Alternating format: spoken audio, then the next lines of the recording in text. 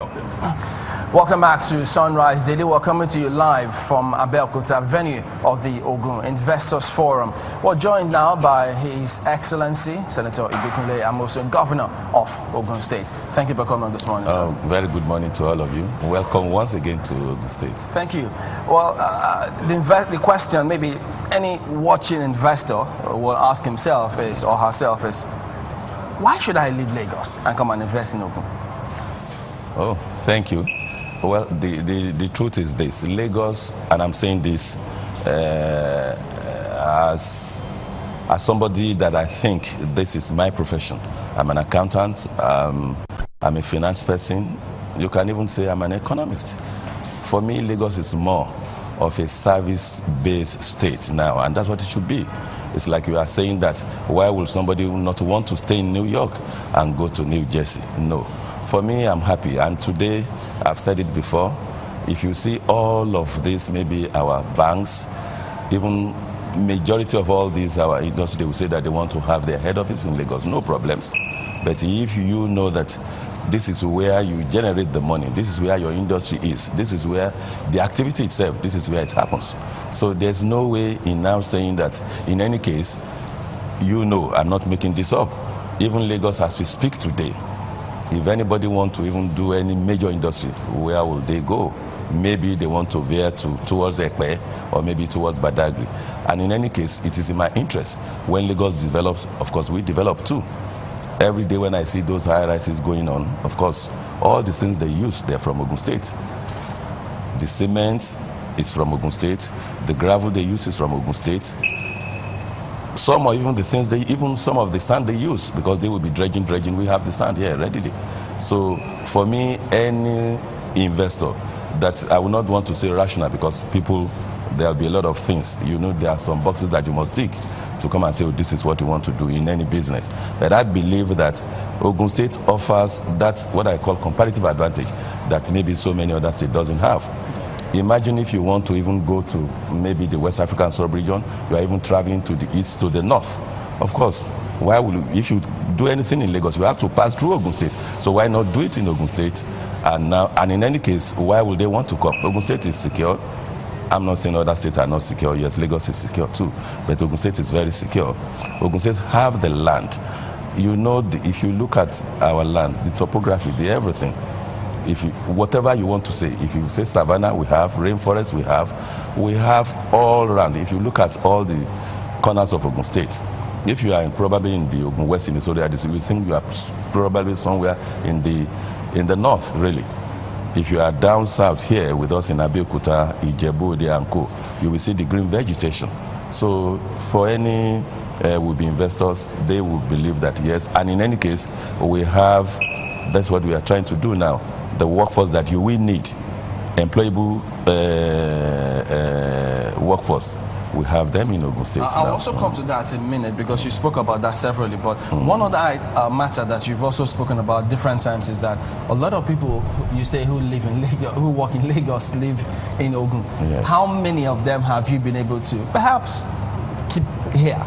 Residing here? Well, at the last count, we have about 60-some, I think 62 or 3% of people working in Lagos. Even in the service of the Lagos state government, they live in Ogun State. But the question is this, and that is where we ask ourselves that there's something that we are not still doing right. Because if I ask all of you now, chances are that you even live in Lagos, and you live in Ogun State, and you claim that, oh, I live in Lagos. Even where channel is, yes, it's Ogun State, but let's leave that for another day. The truth is this. We ask ourselves, why is it that it's only the middle and lower Keda that lives in Ogun State? We want to attract the top echelon. We want a John Mom of this world to come and live with us in Ogun State. Not to say that I live in Ikoyi. Ikoyi is good, VI is good, but we are creating places like that too. That, okay, the rich, quote and unquote, we want to come and say, oh, we want to live here. That's just what is missing now. Almost people in the lower and middle Keda, they live with us in Ogun State. The irony of all of this is this, whereas they put pressure on all our infrastructures, they pay their taxes to Lagos.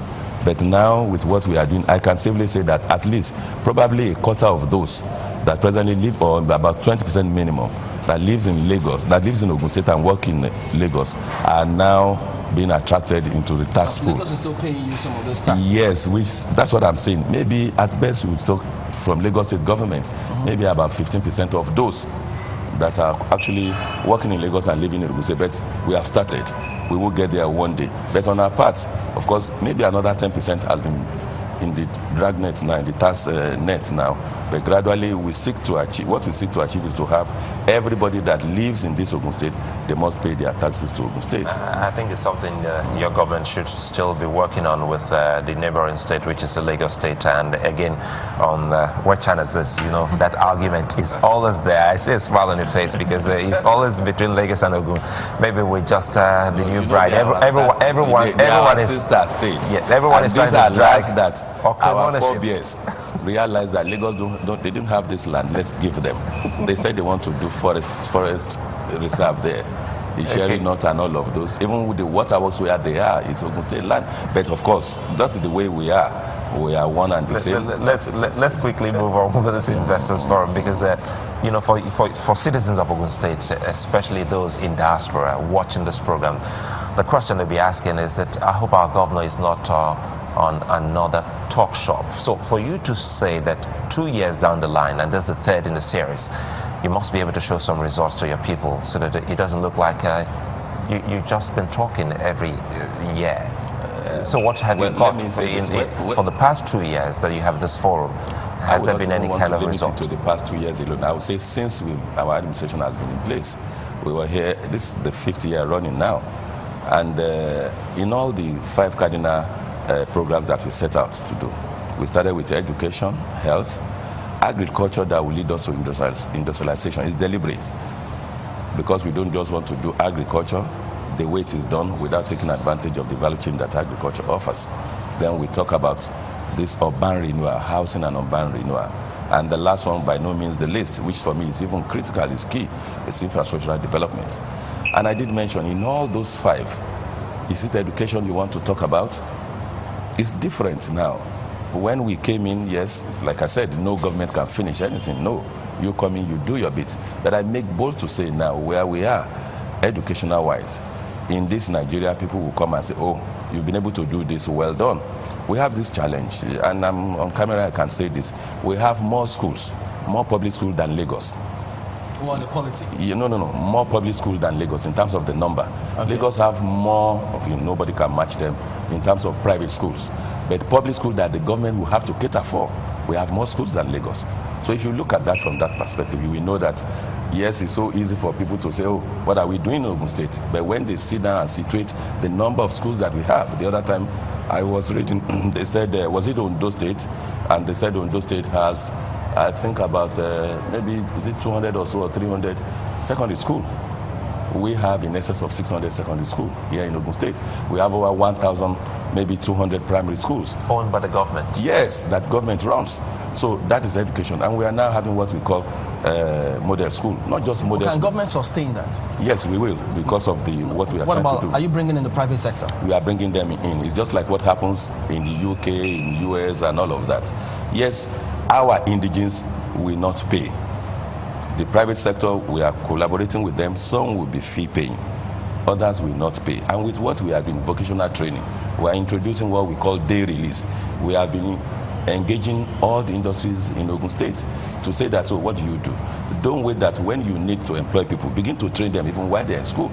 So every once a day, they must go there, see what they are doing, and with the vocational training that we're introducing in all those model schools, there will be woodwork, there will be metal work, there will be applied electricity, all of those things that we were taught then, that people don't know what is happening now, and particularly now that we have technology that we can deploy.